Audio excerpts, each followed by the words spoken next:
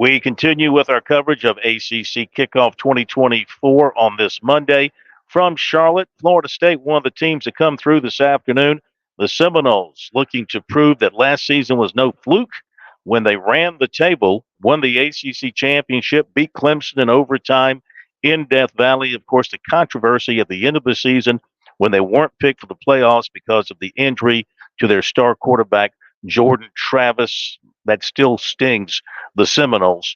And they have done a great job under Mike Norvell as he's gotten this team better and better every season, going from 3-6 to 5-7 to 10-3, and then 13-1 last season.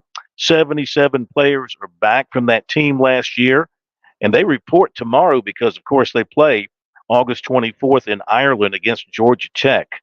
Only got 4 offensive starters returning and 4 on defense, but there's plenty of good depth.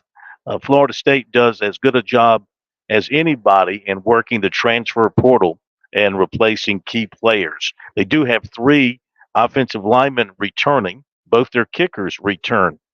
The offensive line, though, could be very good because of all the transfers that they took. Of course, quarterback, very familiar here in South Carolina, DJ Uiagalelei, former Clemson quarterback.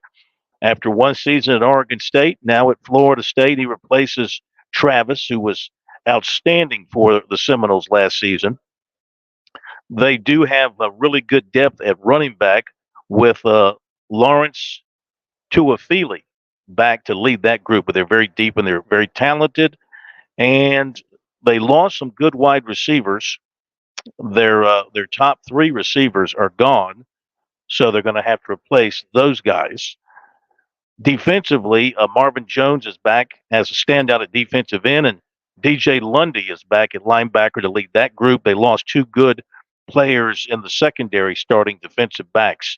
So they'll host Clemson and North Carolina and Florida, and they'll play at Notre Dame. Those are the toughest parts of their schedule, but this Florida State team is loaded for bear once again. Despite some of the losses, they are still deep and talented and very well coached.